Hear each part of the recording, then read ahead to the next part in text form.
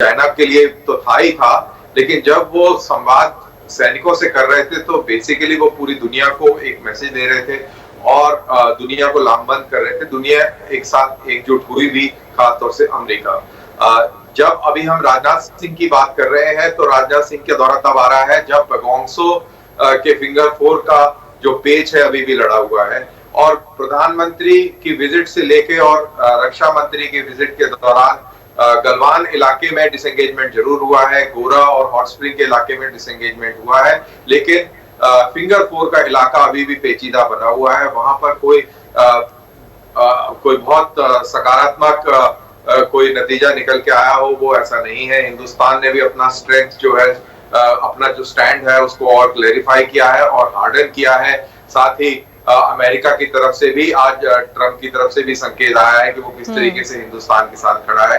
तो कुल मिला के देखा जाए तो स्थिति में इम्प्रूवमेंट जरूर हुआ है, लेकिन ये कहा जाए कि बहुत ड्रामेटिक इम्प्रूवमेंट हो गया है तो ऐसा नहीं है, और हमें बहुत लंबे हॉल के लिए तैयार रहना पड़ेगा। और ये जो खेल है ये लंबा खींचेगा, मेरे ख्याल से ये अगली समर्स तक जाएगा, क्योंकि अभी और महीने भर का टाइम है। अगर आपने जो भी डिसीजन लेना है तो लेना पड़ेगा, नहीं तो उसके बाद में डिसीजन लेना एक बहुत मुश्किल हो जाएगा। डिसएंगेजमेंट की प्रोसेस और जटिल हो जाएगी। बिल्कुल दानवीर जी, क्योंकि कल ही सेना का भी जो आधिकारिक बयान आया उससे भी ये चीज़ तो स्पष्ट हो गई, जब उन्होंने कहा कि दोनों ही सेनाएं प्रतिबद्ध हैं डिसएंगेजमेंट की बातचीत करने के लिए, लेकिन ये पूरी प्रक्रिया मुश्किल है। इसी से अपने आप समझ में आ जाता है कि अभी ये और भी दौर की बातचीत है जो कि होती रहेगी। हाँ बिल्कुल, ये दौर की बातचीत होती रहेगी। सेना के लेवल पर आपने अपनी टेक्टिकल पोजीशंस जो है क्लैरिफाई कर दी हैं। सेना ने सरकार को भी क्लैरिफाई कर दिया है कि ये हमारी टेक्टिकल ग्राउंड पोजीशंस रहेंगी और इस पे कॉम्प्रोमाइज नहीं होगा, और वही सब मद्देनजर रखते हुए सारी बातचीत हो रही है, चाहे वो सेना करे, चाहे वो डिप्लोमेटिक चैनल्स पे हो, चाहे वो अजीत डोभाल करे। तो ये सारी चीजें हैं, लेकिन चाइना भी इतनी आसानी से नहीं वापस जाएगा, वो भी कुछ बार्गेन करना चाहेगा। और क्या बार्गेन होता है आगे चल के, किस चीज का बार्गेन होता है, ये देखना बड़ा दिलचस्प रहेगा। फिंगर 8 सबसे ज्यादा जो है बोन ऑफ कंटेंशन इस वक्त बना हुआ है। चीन उस पर मानने को ऐसा लग रहा है कि तैयार नहीं है, और उसके ऊपर वो ऊटपटांग और गलत खबरें अपने ग्लोबल टाइम्स के जरिए पकाने की कोशिश कर रहा है, क्योंकि जैसा ग्लोबल टाइम्स में चीन ने ये लिखवा दिया कि अब कोई विवाद ही नहीं बचा है। विवाद कैसे नहीं बचा है? फिंगर 8 से तो पीछे हुआ नहीं चीन अभी तक। हाँ बिल्कुल, विवाद बिल्कुल बचा हुआ है। फिंगर 8 तक चीन को पीछे मुड़ना है। फिंगर 4 से थोड़ी थिनिंग आउट जरूर उसने करी है, लेकिन अभी पूरी तरह फिंगर 4 खाली नहीं करा है, और फिंगर 8 के पीछे उसको जाना पड़ेगा, क्योंकि फिंगर 8 के पीछे उसकी सिरजा पोस्ट है। याद रहे कि 62 में सिरजा पोस्ट हमारी थी, और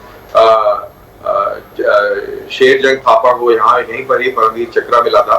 बहरहाल अब लेकिन वो चाइना के हाथ में है, और हिंदुस्तान की पेट्रोलें अप्रैल के महीने तक फिंगर 8 तक जाती रही हैं, और ये विवाद के चलते अभी फिंगर 8 से फिंगर 4 का इलाका चाइना के कब्जे में है, और वो हमारे लिए छुड़ाना बहुत अहम है। कर्नल दानवीर, इस वक्त जो हम तस्वीरें दिखा रहे हैं T-90 टैंक की दिखा रहे हैं, जरा इसके बारे में आप समझाइए, बताइए दर्शकों को T-90 टैंक का महत्व क्या होता है, और वहां पर जब इसका हम अभ्यास देख रहे हैं तो क्या मायने हैं?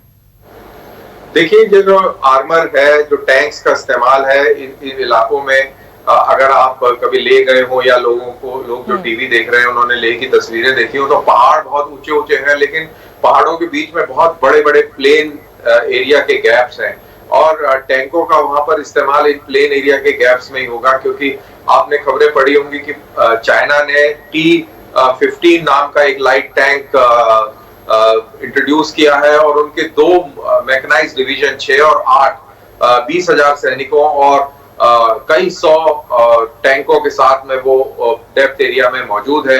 तो उनकी अगर वो हमला करते हैं और उनकी आर्मर को रोकना है, तो उसमें हमारे T-90 बहुत अहम रोल अदा करेंगे। और पिछले 2 दिन पहले ही एक खबर आई थी कि हिंदुस्तान की फौज भी T-15 के जैसा एक लाइट टैंक ढूंढने की कोशिश कर रही है, तो वो एक अलग कहानी है। बट बहरहाल T-90 एक बहुत ही पोर्टेंट और दुनिया का जदीद तरीन इक्विपमेंट है, और ये किसी भी नॉन आर्मर को बहुत अच्छी तरह ध्वस्त कर सकता है, और इस इलाके के अंदर T-15 जैसे जो चाइनीज टैंक हैं वो कहीं भी इसके सामने टिक नहीं सकते। ये जो हम तस्वीरें देख रहे हैं, इसमें नया और अलग क्या है? कि ये सब तो पहले भी होता रहा होगा।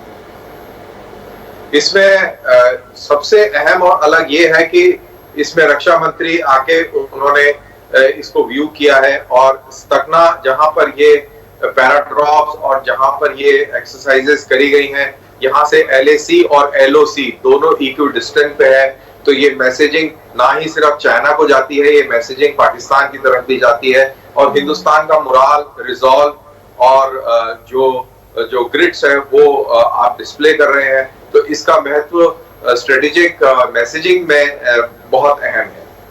और पैरा ड्रॉपिंग के बारे में समझाइए। पैरा ड्रॉपिंग भी यहाँ पर पहले होती रही होगी, तो ये जो हम तस्वीरें इस वक्त देख रहे हैं, हाउ इम्पोर्टेंट इज इट? देखिए, पैरा ड्रॉपिंग आपको जैसे मालूम होना चाहिए और पूरे हिंदुस्तान में भी लोगों को खैर इतना तो नहीं पता होगा, लेकिन मैं बता देता हूँ कि इंडिया के अंदर एक ही पैरा का ब्रिगेड है, वो आगरा में स्टेशन है और स्ट्रेटेजिक फोर्सेस के तहत आता है, directly under chief of army staff आता है और इसका जो रोल है वो पूरे हिंदुस्तान के जो नेबरिंग कंट्रीज हैं उनके इलाके में है। इनका इस्तेमाल दुश्मन के इलाके के अंदर ही होता है। डायरेक्ट हम बाय एयर इनको दुश्मन के इलाके में डीप इनसाइड एनिमी टेरिटरी इनको गिराते हैं और ये वहां पर दुश्मन की जो फोर्सेस हैं उनको पीछे से हमला करते हैं। देखिए, हम लोग बॉर्डर पे आमने सामने लगे हैं, लेकिन पैरा ट्रूपर दुश्मन के पीछे जाके और उनको पीछे से हमला करते हैं। तो ये कार्रवाई करने में ये लोग सक्षम हैं, चाहे वो अंडमान हो, चाहे वो लेह लद्दाख हो, चाहे अरुणाचल हो, बर्मा हो, तिब्बत हो, चाहे कहीं भी हो, right up till horn of Africa, वहां तक की ये प्लानिंग रखते हैं। तो ये बहुत इंपॉर्टेंट एसेट है इंडिया के हाथ में और अगर इस लेवल की एक्सरसाइज करके और आप रक्षा मंत्री उसका रिव्यू कर रहे हैं तो आप समझ सकती हैं कि इसका कितना महत्वपूर्ण मैसेज जो है पूरे इलाके में और खासतौर से चाइना को जाता है।